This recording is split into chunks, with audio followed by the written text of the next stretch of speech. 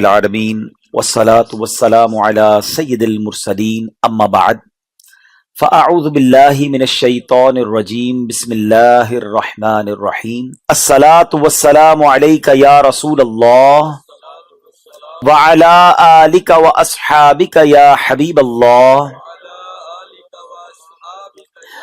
अस्सलातु वस्सलामु अलैका या नबियल्लाह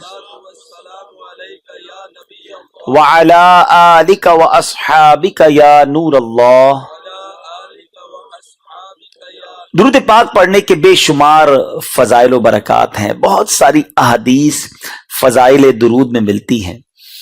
मैं आज एक ऐसी हदीस आपके सामने पेश करूंगा जिस एक ही हदीस में हमें 3 काम ना करना, यानी 3 चीजें ऐसी हैं जिस पर अमल ना करें तो वो कितना बड़ा डिजास्टर बन जाती हैं, उसका अंदाजा होगा। नबी पाक अलैहिस्सलाम फरमाते हैं, हदीस पाक का मजमून है कि क़यामत के दिन जब नफ्सा नफ्सी का आलम होगा, 3 किस्म के लोग ऐसे होंगे जो मेरा चेहरा भी नहीं देख सकेंगे। ट्राई टू अंडरस्टैंड, ये कितनी बड़ी महरूमी है कि नबी पाक अलैहिस्सलाम का अगर रोजे क़यामत कोई चेहरा ना देख सके तो शफाअत किससे लेगा? क़यामत के दिन वो कौन सी हस्ती है जिससे काम आना है? मेरे आका शाफ़ई रोजे महशर हैं, अगर उन्हीं के कुर्ब ना मिला, उनके पास ना जा सके फिर तो मारे जाएंगे ना। तो वो 3 किस्म के लोग कौन है? खुदा ना खास्ता हम में से कोई उस कैटेगरी में आता है तो आज समझ के जाना है, तौबा करके जाना है। नंबर 1, नबी पाक फरमाते अल आकु लिवालिदैहि, माँ बाप का नाफरमान क़यामत के दिन मेरा चेहरा नहीं देख सकेगा। ट्राई टू अंडरस्टैंड, ये कितना बड़ा गुनाह है। माँ बाप की नाफरमानी करने वाले को क़यामत के दिन नबी पाक अलैहिस्सलाम फरमा रहे मेरा चेहरा भी नहीं देख सकेगा।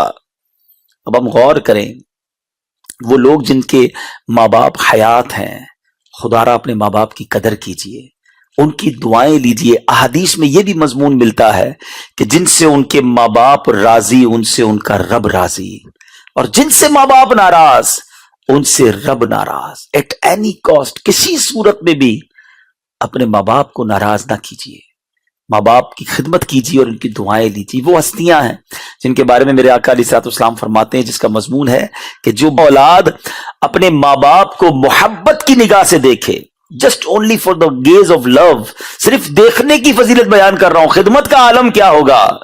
फरमाया जो मोहब्बत से देखता है उसे हज मबरूर का सवाब अता किया जाता है। अर्ज की गई हुजूर अगर कोई शख्स दिन में 100 बार देख ले, क्योंकि घर में ही माँ बाप होते हैं ना, प्यारे आका फरमाते अल्लाहु अकबर व अतयब, अल्लाह बहुत बड़ा और पाक है। कोई 100 बार भी देखे तो अल्लाह 100 हज का सवाब अता फरमाता है। इतनी बड़ी नेमत है माँ बाप। लेकिन आज का नौजवान, मेरी माएं, मेरी बहनें, मेरे भाई जो सुन रहे हैं मुझे, दुनिया में जहां मुझे आप सुन रहे हैं, माँ बाप की कदर कर लीजिए। यकीन जाने, पूछो उनसे जिनके माँ बाप चले गए, आज नहीं है तो ना उनकी खिदमत कर सकते हैं, ना उनका दीदार कर सकते हैं, ना उनकी बरकतें ले सकते हैं। ये दुआओं का साहिबान है, ये रहमतों का शामियाना है, जिसके सर पर है वो कदर कर लें, वो दुआएं ले लें, वरना यकीन जाने बाद में बहुत याद आते हैं। तो बच्चों, जो यंगस्टर मुझे सुन रहे हैं, बाज़ औक़ात जवानी का जोश होता है, बंदा कहता है माँ बाप के लिए टाइम नहीं है। ना करें ऐसा, माँ बाप को वक्त दें। एक और बात बताता चलूं, मेरा मौजू ये नहीं है, वरना तो मैं इसी टॉपिक को पूरे बयान में कंक्लूड करता, लेकिन एक इशारा दे देता हूं। जब बंदा बड़ी उम्र का हो जाता है ना, बूढ़ा हो जाता है, तो बेसिकली यूं समझिए दूसरे लफ्जों में वो बच्चा हो जाता है। एक साइकिल ऑफ लाइफ है। अब वही हालत उसकी हो जाती है कि उसकी अंडरस्टैंडिंग लेवल थोड़ा सा नीचे हो जाता है, लिसनिंग पावर थोड़ा सा डिफिकल्ट हो जाता है, उसको कुछ बातों को 2-3 बार सुनकर समझना पड़ता है।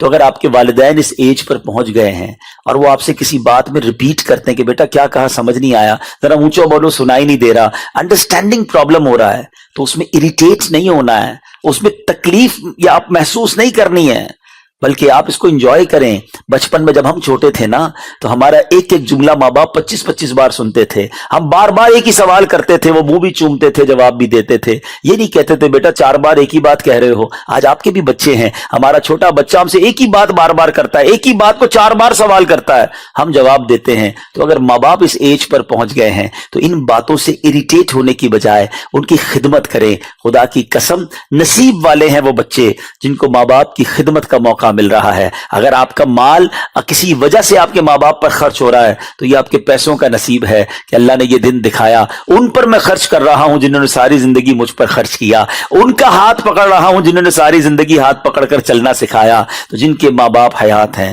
وہ اپنے ماں باپ کی قدر کیجئے, کیونکہ جو ماں باپ کا نافرمان ہوگا, سرور کائنات علیہ الصلوۃ والسلام فرماتے ہیں, بروز قیامت وہ میرا چہرہ بھی نہیں دیکھ سکے گا. the second پرسنالٹی یا کیٹیگری کون سی ہے؟ نبی پاک فرماتے تارکو سنتی, میری سنت کا ترک کرنے والا قیامت کے دن میرا چہرہ نہیں دیکھ سکے گا. آج انفارچونیٹلی کتنی سنتوں پر ہم عمل کر رہے ہیں. میلاد تو مناتے ہیں, بڑی اچھی بات ہے, منانا چاہیے, لیکن سنتوں پر پریکٹیکلی عمل کتنا ہے؟ نبی پاک علیہ الصلوۃ والسلام کے فٹ سٹیپ کو کتنا فالو کرتے ہیں؟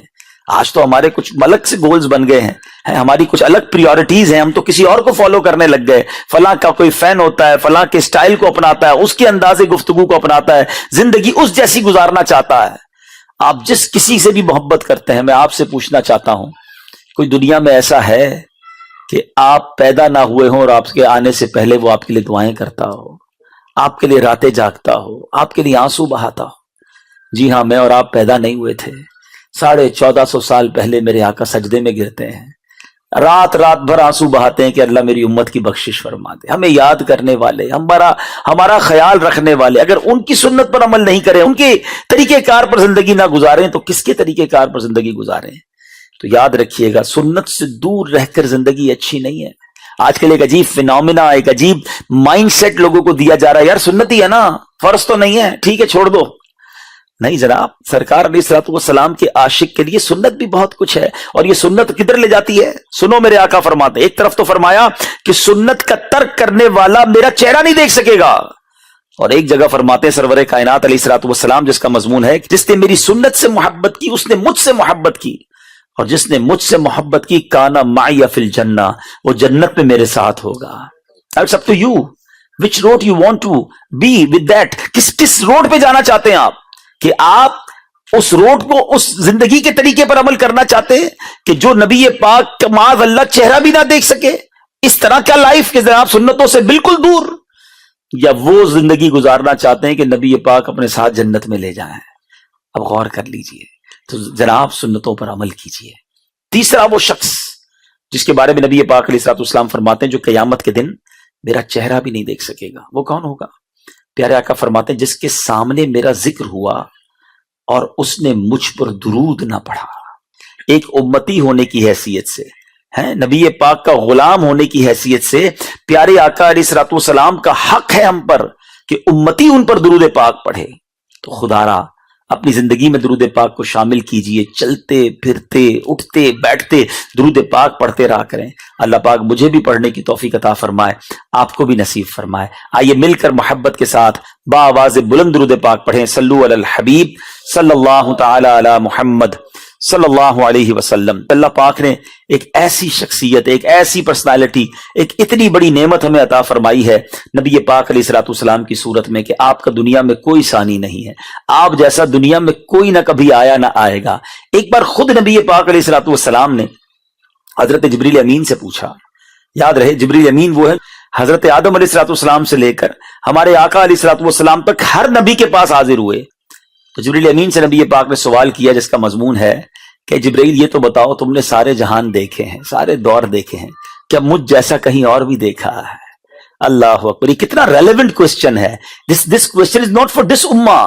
جب سے کائنات بنی اور اب نبی پاک آخری نبی ہیں, فرماتے ہیں جبریل بہت سو سے ملے, ساری دنیا دیکھی, مجھ جیسا کوئی دیکھا؟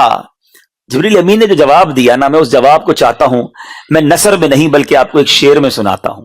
سیدی اعلیٰ حضرت امام اہل سنت, کمال کی شخصیتیں, پوری حدیث کو ایک شعر میں کیسے قلم بند کرتے ہیں. کہتے ہیں یہی بولے سدرا والے چمنے جہاں کے تھالے. سدرا پہ کون رہتے ہیں؟ جبریل امین علیہ الصلوۃ والسلام. کہتے ہیں یہی بولے سدرا والے چمنے جہاں کے تھالے, سبھی میں نے چھان ڈالے तेरे पाए का ना पाया, तुझे यक ने यक बनाया। या रसूल अल्लाह, आप जैसा इस दुनिया में कोई नहीं आया, क्योंकि रब ने आप जैसा दुनिया में फिर किसी को ना बनाया। एक और जगह सैयदी आला हजरत लिखते हैं, वो खुदा ने है मर्तबा तुझको दिया, न किसी को मिले न किसी को मिला, कि कलामे मजीद ने खाई शाह, तेरे शहरों कलामों बका की कसम, तेरा मसनद नाज अर्श बरी, तेरा महरम राज रूह अमी, तू ही सरवरे हर दो जहां है शाह, तेरा मिसल नहीं है खुदा की कसम।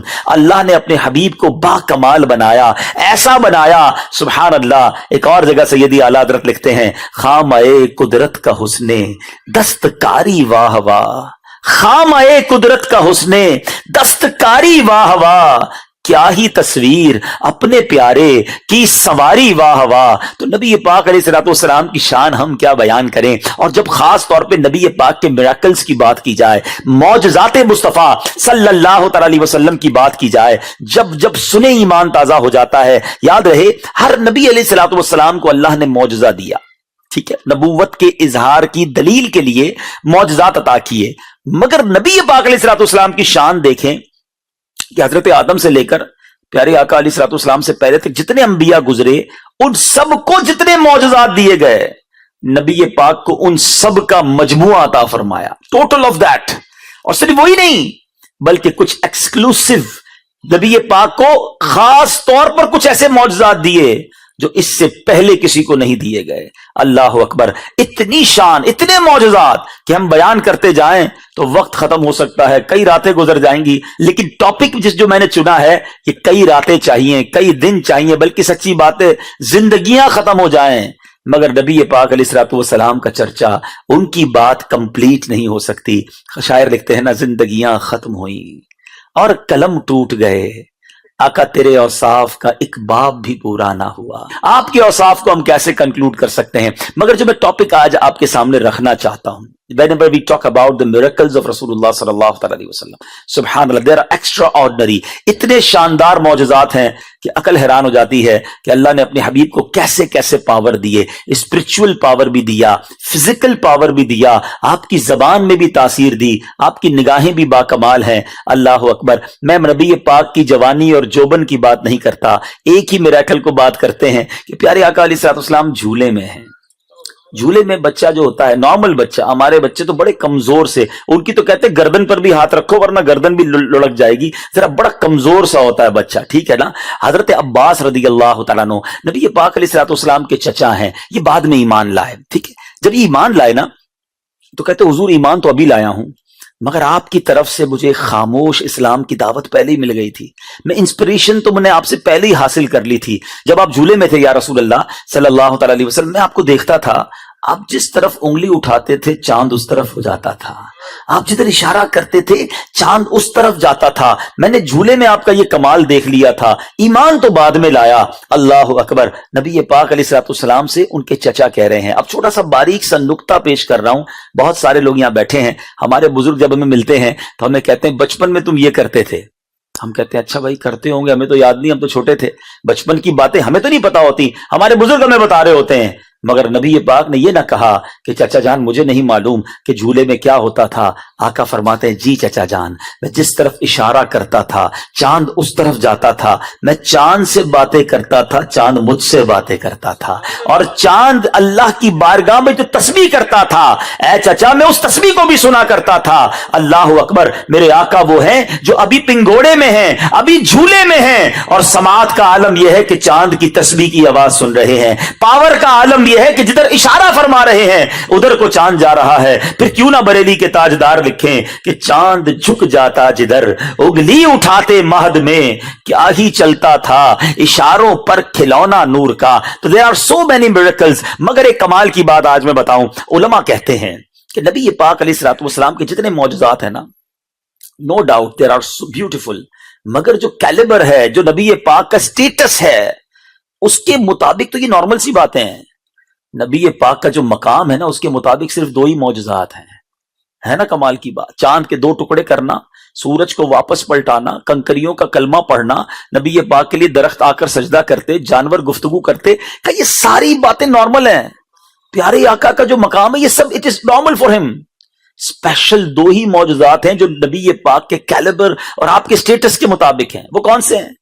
علماء کہتے ہیں ایک ہے معراج کا معجزہ، جب اللہ کے حبیب علیہ الصلوۃ والسلام کو رب نے اپنے پاس بلایا، اپنا دیدار کروایا. یاد رہے کائنات میں کوئی اور نہیں ہے جس نے اللہ کو اپنی آنکھوں سے دیکھا ہو، جاگتی آنکھوں سے دیکھا ہو، کلام اس طرح کیا ہو اور دیدار بھی کیا ہو. صرف نبی پاک علیہ الصلوۃ والسلام کو یہ مرتبہ اور یہ شان عطا کی گئی. اور ایک چلیں چھوٹا سا مسکنسیپشن بھی ساتھ ساتھ دور کر دوں.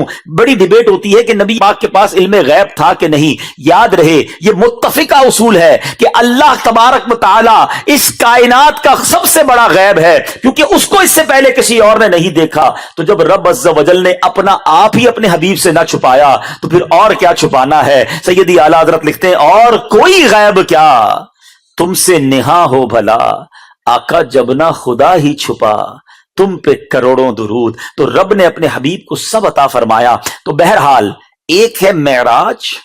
اچھا اب تک میں نے جتنے معجزات بیان کیے ہیں وہ معجزات ہم نے دیکھے نہیں ہیں، ہم آئی وٹنس نہیں ہیں اس کے. سنتے ہیں تو ایمان تازہ ہو رہا ہے. میں دیکھ رہا ہوں چہروں پر ایک خوشی کا سما ہے، کیونکہ نبی پاک سے جس کو محبت ہوگی نا، وہ جب بھی پیارے آقا کا کمال سنے گا تو اس کا حوصلہ بڑھے گا، انتھوزیزم بڑھے گا، انرجی بڑھے گی. مگر we are not eyewitness of those miracles. لیکن اب جو میں معجزہ بتانے جا رہا ہوں نا، اعظم المعجزات اسے کہا جاتا ہے، اور وہ معجزہ آج بھی ہمارے درمیان موجود ہے. ہم اس کو آج بھی دیکھ سکتے ہیں، ہم اس سے آج بھی برکت لے سکتے ہیں. سب سے بڑا معجزہ بھی ہے اور ہم اس سے برکت لے سکتے ہیں، اور وہ ہے قرآن مجید فرقان حمید، جو نبی پاک کے قلب اقدس پر نازل ہوا. سینہ مصطفیٰ صلی اللہ تعالی علیہ وسلم کو وہ پاور دی گئی کہ نبی پاک کی قلب اقدس پر قرآن کا نزول ہوتا ہے. تو اللہ پاک نے یہ جو معجزہ عطا فرمایا، قرآن خود کہتا ہے اگر اس قرآن کو کسی پہاڑ پر نازل کرتے تو وہ پہاڑ ریزہ ریزہ ہو جاتا. سوچئے قلب مصطفیٰ کی طاقت کا عالم کیا ہوگا. صلی اللہ تعالی علیہ وسلم جب وہی نازل ہوتی تھی نا تو نبی پاک علیہ الصلوۃ والسلام کے چہرے پر پسینے کے آثار آتے تھے، ایک کیفیت بن جاتی تھی. صحابہ ریئلائز کر لیتے کہ جبریل امین آئے ہوئے ہیں اور قرآن کی وحی کا سلسلہ جاری ہے. سورہ مائدہ کی تفسیر میں لکھا کہ جب سورہ مائدہ کا نزول ہوا نا تو اتنا بوجھ اس وحی کا تھا کہ نبی پاک ایک اونٹنی پر سوار تھے، وہ اونٹنی زمین سے لگ گئی کیونکہ اس بوجھ کو وہ بھی نہ اٹھا سکی. مگر قلب مصطفیٰ صلی اللہ تعالی علیہ وسلم کو اللہ نے یہ برکت عطا فرمائی. تو بہرحال قرآن آج بھی ہمارے ساتھ ہے. یہ معجزہ تو ہم دیکھ سکتے ہیں نا، اس کی برکتیں تو لوٹ سکتے ہیں، اس کو تو انڈرسٹینڈ کر سکتے ہیں. مگر انفارچونیٹلی آج بہت بڑی تعداد قرآن نہیں پڑھتی ہے، نہ قرآن ریئلائز کرتے ہیں، نہ قرآن انڈرسٹینڈ کرتے ہیں. خدا را ایسا نہ کریں. قرآن کے بغیر زندگی اچھی نہیں ہے. آج بہت سارے جتنے بیٹھے ہیں بھائی بیٹھے ہیں، میری بہنیں پردے میں بیٹھی ہیں، سب کے پاس موبائل فون ہوتا ہے اور ہمارے موبائل میں ڈفرنٹ سافٹ ویئرز ہوتے ہیں. ٹھیک ہے، and some time we open softwares daily so many times, 40 بار 50 بار 100 بار موبائل میں سافٹ ویئر کھول رہے ہوتے ہیں. اگر آپ سے میں پوچھوں کہ بتائیں لاسٹ قرآن کب اوپن کیا تھا، شاید بہت سو کے پاس یہ جواب ہوگا کہ لاسٹ رمضان میں قرآن پڑھا تھا. اچھا اب کب قرآن اوپن کریں گے؟ نیکسٹ رمضان میں. سال میں ایک بار قرآن. اچھا قرآن کا استعمال ہے ہمارا بڑا زبردست ہے. وہ کیا ہے؟ جب نئی کا کاروبار کھولنا ہے، نئی دکان لینی ہے، نئی فیکٹری لگانی، قرآن خوانی کرنی ہے، ادھر ایک نیا قرآن خرید کر ادھر برکت کے لیے رکھنا ہے. جیسے ہی نیا گھر بنے گا اس میں قرآن خوانی ہوگی، قرآن رکھ دیں گے. That's it. قرآن اس لیے ہے، اس میں کیا پیغام ہے، کیا میسج ہے، ہمارے لیے کیا لرننگ ہے، وہ کون پڑھے گا، کون سیکھے گا؟ ایسا نہ کریں. اے نبی پاک سے محبت کرنے والوں، میں آپ کو آپ کے آقا علیہ الصلوۃ والسلام کے سب سے بڑے معجزے قرآن کی دعوت دینے آیا کہ قرآن سے دوستی کر لیں. اچھا ایک اور بات بتاؤں. یہ جو موبائل فون یوز کرنے والے ہیں، جب میں اور آپ قبر میں جائیں گے نا، ہمارے سارے سافٹ ویئر آف لائن ہو جائیں گے اور لوگ دیکھیں گے کہ یار 3 دن ہو گئے آن لائن نہیں ہوا ہے، 4 دن ہو گئے آن لائن نہیں ہوا ہے، 6 مہینے ہو گئے آن لائن نہیں ہوا ہے. میں آپ کو اپنی زندگی کا ایک واقعہ سناتا ہوں، پھر بات زیادہ سمجھ آئے گی. ایک بار میرے پاس کس بندے کی امانت تھی. ایک فائل میرے پاس رہ گئی تھی، پرانی فائلیں چیک کر رہا تھا، وہ فائل نکل آئی. ارے میں نے کہا تو ان کی فائل ہے. تو میں نے نمبر پہ فون کیا، 5 10 7 8 سال ہو گئے تھے، رابطہ نہیں ہوا، فون نہیں اٹھے، سارے فون بند، دونوں نمبر تھے دونوں بند. میں نے کہا یار کیسے ڈھونڈوں ان کو. میں نے کہا کوئی بندہ ایسا ہوتا نہیں جو فیس بک پہ نہ ہو. میں گیا فیس بک پہ، ان کا نام ڈالا تو فیس بک پہ آ گئے. چیک کرتا گیا تو 1 سال ہو گیا تھا، اس نے کوئی نئی پوسٹ نہیں لگائی تھی، لاسٹ 1 ایئر سے ایکٹیویٹی نہیں تھی. میں نے کہا ایسا ہوتا نہیں ہے، کچھ نہ کچھ تو چل ہی رہا ہوتا ہے. میں اباؤٹ میں گیا، ان کے بیٹے کا مجھے پروفائل مل گیا. میں نے ان کے بیٹے کے پروفائل پہ کلک کیا میں پیچھے جاتا رہا، ان کے بیٹے کا نمبر مل گیا، میں نے ان کو فون کیا، میں نے کہا فلاں کے بیٹے کہتے ہیں ہاں، میں نے کہا والد صاحب سے بات کرائیں، کہ ابو کا 1 سال پہلے انتقال ہو گیا ہے، جب سے وہ آف لائن ہو گیا ہے، یہ بات میں بیانات میں کرتا تھا، اب میری آنکھوں کے سامنے آ گیا کہ وین ایور وی ڈائی ہمارے سارے سافٹ ویئر آف لائن ہو جائیں گے، پیپل وانٹ ٹو سرچ کریں گے ہمیں کدھر گیا، کئی دن ہو گئے آن لائن نہیں ہوا، تو پھر اطلاع آئے گی کہ وہ قبر میں چلا گیا ہے۔ جب ہم قبر میں جائیں گے نا تو کوئی سافٹ ویئر آن لائن نہیں ہوگا، مگر میں آپ کو بتاؤں قرآن قبر میں بھی آن لائن ہوگا۔ حدیث پاک کا مضمون ہے قرآن قبر میں شفاعت کرے گا، نور کا کام دے گا، خوش نصیب ہوں گے جو اتنا قرآن سے محبت کرنے والے، واقعات ملتے ہیں کہ وہ قبر میں جا کر بھی تلاوت کرتے ہیں۔ اللہ ایسی قرآن سے محبت دے، مگر پرابلم یہ ہے سب سافٹ ویئر آن ہے، قرآن آف لائن ہے۔ قرآن آن لائن کرو، قرآن کے ساتھ زندگی گزارو، یہ میرے رب کا کلام اور نبی پاک کا معجزہ ہے۔ مجھے بتائیے قرآن میسج کس کا ہے؟ ذرا جواب دیجئے، زور سے جواب دیتے، اللہ کا ہی نام لے رہے ہو نا، اس میں کیا شرمانا، کس کا میسج ہے؟ اللہ کا میسج ہے نا۔ آپ پڑھے لکھے لوگ ہیں، کاروباری لوگ ہیں، آپ کی زندگی میں میسجز کی بڑی پریورٹی ہوتی ہے، بزنس مین کا آپ کے کسٹمر کا میسج آ جائے آپ فوراً رپلائی دیتے ہیں۔ کچھ لوگوں نے باکس پریورٹی ای میل رکھی ہوتی ہے کہ اس کی میل فوراً رپلائی جانی چاہیے، اس کا جواب فوراً جانا چاہیے، فیملی کا گروپ الگ ہوتا ہے، ان کو جلدی جواب جانا چاہیے، ان نون نمبرز بعد میں دیکھوں گا، پریورٹی نمبرز پہلے۔ لائف ہم نے اس طرح اپنی جس کو کہیں ڈسٹریبیوٹ کیا ہوا ہے، ساری دنیا کے میسجز دینے کا جواب کا ٹائم ہے، اللہ کا پیغام پڑھنے کا ہی ٹائم نہیں ہے۔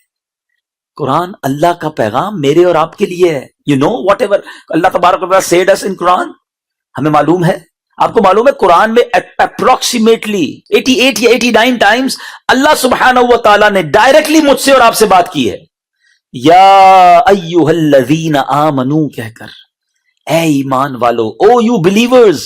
کون ہے ایمان والے؟ ہم ہیں نا۔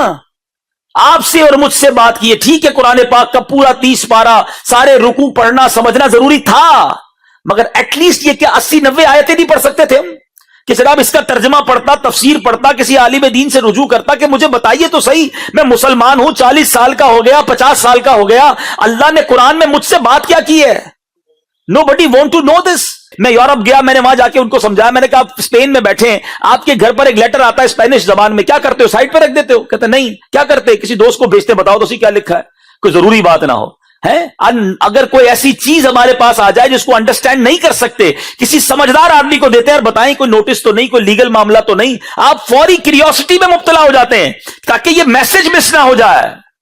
دنیا میں کوئی لیٹر مس نہیں ہوتا، کوئی نوٹس مس نہیں ہوتا، مگر زندگی گزر گئی، قرآن مس ہوئے جا رہا ہے، اور بغیر قرآن سمجھے قبر میں چلے جاؤ گے۔ میں آج آپ کے لیے ایک واقعہ بھی لایا ہوں قرآن کا، صرف ریئلائز کرانے کے لیے، ورنہ قرآن میں تو 100 کے قریب واقعات ہیں، اگر یہ واقعات بھی آپ پڑھیں تو پتہ تو چلے کہ یہ کیوں واقعات بیان ہوئے، پچھلی قوموں کے کیوں واقعات بیان ہوئے۔ اللہ پاک نے یہاں کئی ایسے لوگ ہیں جن کو بہت نوازا ہے۔ میں آپ کو آئیے دنیا کے امیر ترین آدمی کا واقعہ وہ بھی قرآن سے سناتا ہوں۔ The richest man in the universe، یہ کون تھا؟ اس کے پاس کتنا مال تھا؟ یہ قارون تھا۔ قارون کے بارے میں آتا ہے کہ یہ حضرت موسیٰ علیہ السلام کا چچا کا بیٹا تھا، کزن، فرسٹ کزن تھا حضرت موسیٰ علیہ السلام کا، بڑا نورانی چہرہ بھی تھا اس کا، اور یہ اس زمانے میں تورات کا بہت بڑا عالم بھی تھا، یعنی دنیاوی ہر وہ چیز تھی جس میں لوگ ترقی کرتے ہیں، مالدار بھی تھا، حسین بھی تھا، فیملی بھی بڑی اچھی تھی، حضرت موسیٰ کا کزن تھا علیہ السلام، اور عالم بھی تھا، علم بھی رکھتا تھا، جاہل نہیں تھا، لوگ اس کا بڑا ادب و احترام بھی کرتے تھے۔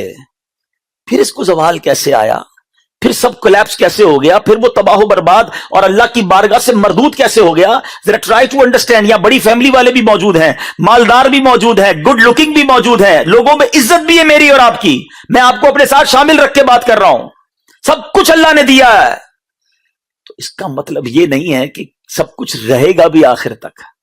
ایسی گڑبڑ، ایسی غلطی، ایسی مسٹیک نہ ہو جائے کہ یہ سب جب چاہے میرا رب واپس لے سکتا ہے۔ وَتُعِزُّ مَن تَشَاءُ وَتُذِلُّ مَن تَشَاءُ بِيَدِكَ الْخَيْرُ، وہ خالق ہے، وہ مالک ہے۔ کیا ہوا تھا؟ حضرت موسیٰ علیہ السلام کے چچا یسر کا بیٹا تھا، اور اس کو لوگ منور کہتے تھے، اتنا چہرہ خوبصورت تھا کہ اس کو منور کہتے تھے۔ اس کے پاس بہت مال آ گیا، اتنا مال آ گیا، اتنا مال آ گیا کہ اس کے خزانے ایسے ہوتے تھے کہ اس کی خزانوں کی جو چابیاں تھی نا وہ اونٹوں پر لاد کر 40 اونٹ چلا کرتے تھے، صرف چابیاں. ٹرائی ٹو انڈرسٹینڈ خزانہ کتنا ہوگا.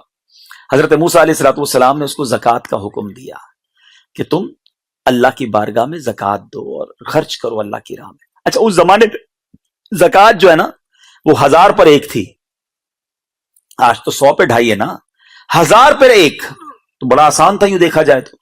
اس نے پہلے تو وعدہ کر لیا، بعد میں گھر جا کے کیلکولیٹ کیا تو اس کو خیال آیا کہ یہ تو بہت بن جائیں گے، پیسے ہی اتنے تھے. آج کے زمانے کے اگر $1 ٹریلین ہوں تو وہ بڑے، اس کی زکوٰۃ بھی بڑی بنتی ہے. تو اس نے حساب کیا کہ یہ تو بہت بن جائیں گے. اب شیطان نے اس پر حملہ کیا، کہتا زکوٰۃ تو نہیں دینی. اب اس نے لوگوں میں بات یہ پھیلائی کہ حضرت موسیٰ علیہ السلام تمہارے مال پہ قبضہ کرنا چاہتے ہیں. حضرت موسیٰ علیہ السلام کے خلاف کمپیننگ شروع کر دی. اور اس بدبخت نے کیا کیا کہ ایک عورت کو انگیج کیا، ہائر کیا، اور اس نے کہا کہ تم جا کے حضرت موسیٰ علیہ السلام پر بھرے مجمع میں الزام لگا دینا. یہ میں قرآنی واقعہ سنا رہا ہوں آپ کو، انٹرسٹنگ بھی ہے اور عبرتناک بھی ہے. اور یہ سارا واقعہ سنانے کے پیچھے ایک مقصد یہ بھی ہے کہ ریئلائز ہو کہ قرآن میں کیا کیا موجود ہے. پڑھیں گے تو پتہ چلے گا نا. ہمارے بچے، میری بہنیں، میرے بچے سن رہے ہوں گے. آج بچے کیسی کیسی پتہ نہیں سٹوریز پڑھ رہے ہوتے ہیں. کتنا اچھا ہو کہ گھر میں سب مائیں بہنیں باپ بچہ بیٹھ کر کہے کہ چلو آج قرآن کی کہانی سناتا ہوں. اسٹوریز آف قرآن پڑھیں نا، انڈرسٹینڈ کریں اس سے. چلیں جناب، اس عورت نے بھرے مجمع میں حضرت موسیٰ علیہ السلام پر برے کام کا الزام لگا دیا. حضرت موسیٰ علیہ السلام، اللہ اکبر، جب آپ نے یہ الزام سنا تو آپ جلال میں آ گئے اور آپ نے کہا کہ اس عورت کو لاؤ. جب وہ عورت لائی گئی تو آپ نے فرمایا اے عورت، تجھے اس اللہ کی قسم جس نے بنی اسرائیل کے لیے دریا کو پھاڑ دیا تھا اور عافیت کے ساتھ سلامتی سے نکال کر فرعون کو غرق کر دیا، سچ سچ کہہ دے واقعہ کیا ہے.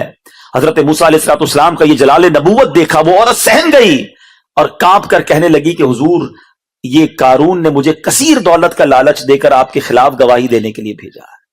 اللہ اکبر. آپ نے پہلے تو سجدہ شکر کیا ہے، اللہ پاک کی بارگاہ میں شکر ادا کیا، اور اب آپ نے دعا مانگی کہ اے اللہ اب قارون پر اپنا قہر نازل فرما.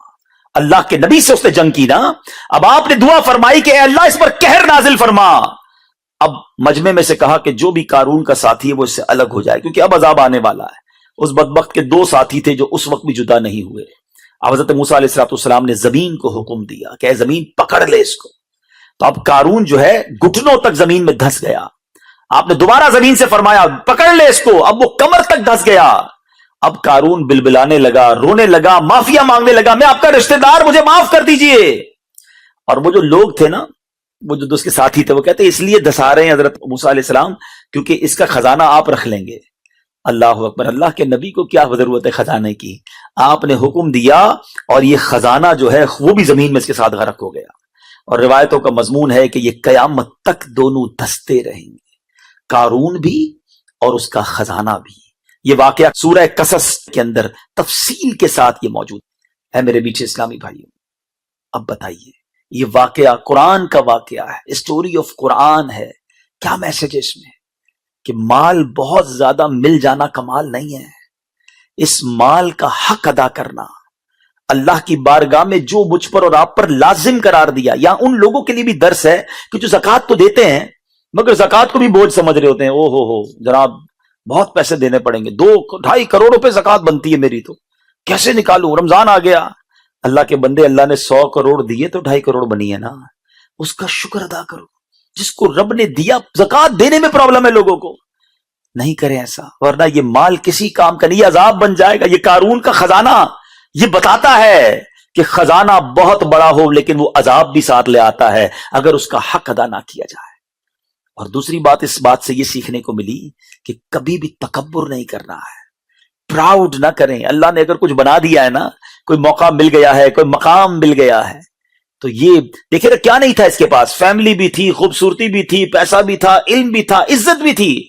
یہی تو چاہیے ہوتا ہے دنیا میں، سب کچھ تھا.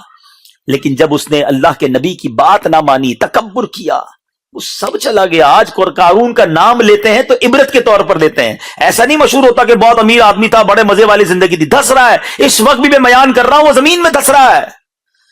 تو یاد رکھیے گا، متکبر اللہ کو پسند نہیں آتا. اللہ کو आजिज़ी वाला बंदा पसंद आता है। जिंदगी में कुछ भी मिल जाए हमेशा ये याद रखना, ये रब ने दिया है, और जिसने दिया है ना वो जब चाहे वापस भी ले सकता है। बुजुर्ग बैठे, पूछे इनसे, हमने पल में अमीरों को कंगाल होते देखा है, ज़कात देने वालों को ज़कात लेने वाला होते देखा। ये कब चली जाए पता नहीं नेमत, जब तक है शुक्र अदा करें। और कुरान में कितना खूबसूरत वादा है, ला इन शकरतुम ला अज़ीदन्नकुम, तुम मेरा शुक्र अदा करो मैं तुम्हें और अता करूंगा। कैसा करीम है मेरा मालिक, बस शुक्र रिक्वायर्ड है, तो शुक्र अदा करें, तकब्बुर ना करें। मैं कुछ भी नहीं हूं, जो दिया है मेरे रब ने दिया है। और अल्लाह पाक माल दे तो सदका खैरात करें, ज़कात अदा करें, और गरीबों से मुलाकात, मेल मिलाप रखें। ये फील ना करें कि मैं अब सुपीरियर हूं और ये गरीब है, ये तो नॉर्मल आदमी है, मैं बेहतर हूं। नहीं, यही तो कहा था शैतान ने। व्हाट इज द उसका क्राइम क्या था शैतान का? क्या कहा था उसने हजरत आदम अलैहिस्सलाम को देखकर? अना खैरुम मिन, मैं इससे बेहतर हूं। खलकतनी मिन नार व खलकतहू मिन तीन, तूने मुझे तो आग से बनाया, इसको मिट्टी से बनाया। अब जरा गौर कीजिए, शैतान जन्नत का खजांची था, मुअल्लिमुल मलकूत, फरिश्तों का उस्ताद था, जमीन के चप्पे चप्पे पर उसने सजदे किए थे, इबादत में अपना सानी नहीं रखता था। Just only once he made तकब्बुर proud, and what happened, हुआ क्या? रांदाए दरगाह मरदूद, कयामत तक के लिए सारा चेहरे का नूर छीन लिया गया। शैतान एक एग्जाम्पल है मेरे और आपके लिए। उसने जिंदगी में एक बार कहा अना खैरुम मिन, और आज ऐसा लगता है हम कहते तो नहीं है मगर रोज महसूस यही करवा रहे होते, मैं इससे बेहतर हूं। ये मुलाजिम है, ये गरीब है, इसके तो इसका रंग भी सांवला है, कपड़े भी मैले हैं इसके। हम कहते नहीं है कि मैं बेहतर हूं, मगर सच बताओ मेरा और आपका एटीट्यूड क्या होता है? अगर खुदा ना खास्ता तकब्बुर में हम में से कोई मुब्तला है तो वो सोच ले कि तकब्बुर करना अल्लाह को सख्त नापसंद है। अल्लाह मुझे और आपको आजिज़ी अता फरमाए। अल्लाह ने हुस्न दिया है, अल्लाह ने पैसे दिए हैं, अल्लाह ने इल्म दिया है, अल्लाह ने ताकत दी है, अल्लाह ने मकाम दिया, अल्लाह ने दिया है। मैं कुछ भी नहीं हूं, मेरी कोई औकात नहीं है। तो अपने से कमजोर लोगों के साथ बैठें, खाना खाया करें, उठे बैठा करें, और उन्हें फील करवाएं कि आप अपने आप को उनसे सुपीरियर नहीं समझते। मतलब यहां तो हाल ये कि बराबर में बैठना पसंद नहीं करते, बिठाते नहीं है। मेरे बराबर में कैसे बैठ गए? उधर बैठो, मुलाजिमीन उधर बैठे, खड़े होकर बात करो, बैठ के बात नहीं करो। अस्तगफिरुल्लाह। फिर तकब्बुर किस शय का नाम है मुझे बताइए ना। बनी इसराइल में एक शख्स था, बड़ा इबादत गुजार, इतना इबादत गुजार कि वो जिधर जाता उसके साथ बादल चलता था, इतनी नेकियां थी उसकी। तो एक बार एक गुनाहगार शख्स ने सोचा, यार ये इतना नेक है, मैं इतना गुनाहगार। फर्क देखे, डिफरेंस देखे, आजी, इनकिसारी, शर्म। सोचने लगा इतना गुनाहगार हूं, मैं तो कुछ भी नहीं, इतना नेक आदमी है, इसके पास जाके बैठ जाऊंगा तो इस पर जो रहमतें बरस रही है मेरा भी काम हो जाएगा। बड़ा अच्छी इंटेंशन थी ना, रेपेंटेंस की, तौबा की नीयत थी। वो जाके उसके बराबर में बैठ गया। जब वो बैठ गया तो जो नेक आदमी था, हालांकि शैतान ने हमला किया, तकब्बुर आ गया। कहता तुम जमाने के गुनाहगार मेरे बराबर में, उठो, खड़े होकर जाओ यहां से। वो जब खड़ा हुआ तो अब जानते हैं क्या हुआ? वो बादल का टुकड़ा जो है वो उसके साथ जाने लग गया। उस जमाने के नबी पर वही भेजी गई कि जाकर उस इबादत गुजार से कह दो, बल्कि उन दोनों से कह दो कि अपने अपने आमाल नामे दोबारा से शुरू करें। वो गुनाहगार जो आजिज़ी करके गया था, अपने आप को कमतर और कमजोर समझ कर गया था, उसकी आजिज़ी हमने कबूल कर ली, उसके सारे गुनाह माफ कर दिए। और उस नेकूकार से कह दो जो दिल में तकब्बुर आया था, उसकी नहूसत की वजह से उसके सारे नेक आमाल बर्बाद कर दिए गए। तो that is proud. Try to understand. Quran का पैगाम है ये कि माल है तो उसका हक अदा करो, वरना कहीं ये कारून वाला खजाना ना बन जाए। और आजिज़ी हो, इनकिसारी हो कि दाना खाक में मिलकर गुले गुलजार होता है। हम जिस नबी के गुलाम हैं सल्लल्लाहु अलैहि वसल्लम, जिसका कलमा पढ़ते हैं, जिसका मिलाद मनाने आज जमा हुए हैं, उनकी आजिज़ी का आलम, पहले तो उनका स्टेटस मैंने बयान किया, उनके मौजज़ात का आलम यह है, उनकी अथॉरिटीज का, उनके कंट्रोल का आलम यह है कि जमीन पर इशारा करें और चांद दो टुकड़े हो जाए। मगर हाल यह है कि कभी जौ की मोटी रोटी तो कभी खजूर पानी, तेरा ऐसा सादा खाना मदनी मदीने वाले है, चटाई का बिछौना कभी खाक ही पे सोना, कभी हाथ का सिरहाना मदनी मदीने वाले, तेरी आजिज़ी पे लाखों, तेरी सादगी पे लाखों, हो सलाम आजिज़ाना मदनी मदीने वाले। आका गुलामों के साथ बैठकर खाना खाएं, नबी पाक अपनी सवारी पर पीछे अपने गुलाम को बिठा लें, और हम किसी से हाथ मिलाना पसंद ना करें। कैसी गुलामी है बताओ ना? मेरी और आपकी औकात है नबी पाक अलैहिस्सलाम के सामने? हम किस बात का तकब्बुर करें? हम कैसे अपने आप को कुछ समझने लग जाएं? خدارا شیطان کے اس وار کو سمجھو. وہ حدیث ہمیشہ یاد رکھنا جس کا مضمون ہے کہ جس کے دل میں رائی کے دانے کے برابر تکبر ہوگا وہ جنت میں نہیں جائے گا. کرنا ہے کر لو تکبر، پراؤڈ کر لو، جنت میں نہیں داخلہ ملے گا. ہمبل رہیں، پولائٹ رہیں، ڈاؤن ٹو ارتھ رہیں، سب کے ساتھ ملنا جلنا رکھیں. غریبوں کو زیادہ پیار دیا کرو. امیروں کو تو ویسے ہی سب لوگ مل جاتے ہیں. ہمارے یہاں کوئی ہمیں غریب ملازم دعوت دے، نہیں یار آج کل طبیعت ٹھیک نہیں ہے، پتہ ہی ہے تمہیں کتنا بیزی ہوں، اس کے یہاں نہیں جائیں گے. اور کہ بڑے سیٹ صاحب بلائیں تو سب سے پہلے پہنچ جائیں گے. ارے بھائی ادھر نہیں بھی جاؤ گے، پیسے ہی بہت لوگ آئے ہوئے ہیں. ادھر جائیں، وہ ساری زندگی یاد رکھے گا کہ صاحب میرے گھر بھی آئے تھے، میرے گھر آ کر چائے پی تھی ہے، میرے بچے کے سر پہ ہاتھ رکھا تھا. یہ دل جیتنے کے موقع ہوتے ہیں اور ہم اسے ریئلائز نہیں کرتے. آپ کو ایک مشورہ دیتا ہوں، مسجد جاتے ہیں نا، مسجد میں خادم ہوتا ہے، آپ نے دیکھا ہوگا، جھاڑو لگا رہا ہوتا ہے، پوچھے لگا رہا ہوتا ہے. بعض اوقات آپ روڈ پہ جاتے ہیں تو کوئی پولیس کا انسپیکٹر ہوتا ہے، ٹریفک والا جو لوگوں کو چلا رہے ہوتے ہیں. یہ اس طرح کے جو لوگ ہوتے ہیں نا، ان سے کوئی نہیں ملتا. آپ مسجد جائیں نا، اس خادم کو روکیں اور اس کو سینے لگا لیں، اس کو پوچھیں تمہاری طبیعت کیسی ہے. آپ اس کی آنکھوں میں آنسو دیکھیں گے، شاید بہت عرصے بعد کسی نے اسے سینے لگایا ہوگا.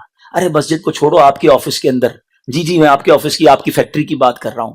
آپ جب جاتے ہیں ایک دروازہ کھولنے والا ہوتا ہے، پیون جس کو کہتے ہیں آپ، ٹھیک ہے نا، فائلیں لاتا ہے آپ کے پاس. کبھی طبیعت پوچھی اس کی؟ کبھی ہاتھ ملایا اس سے محبت کے ساتھ؟ کبھی سینے لگایا اسے؟ آپ کا باورچی، آپ کا ڈرائیور، آپ کے گارڈز بھی ہوں گے. ایک بار یہ کر کے دیکھ لو ہیں کہ آج میں تمہارے ساتھ کھاؤں گا.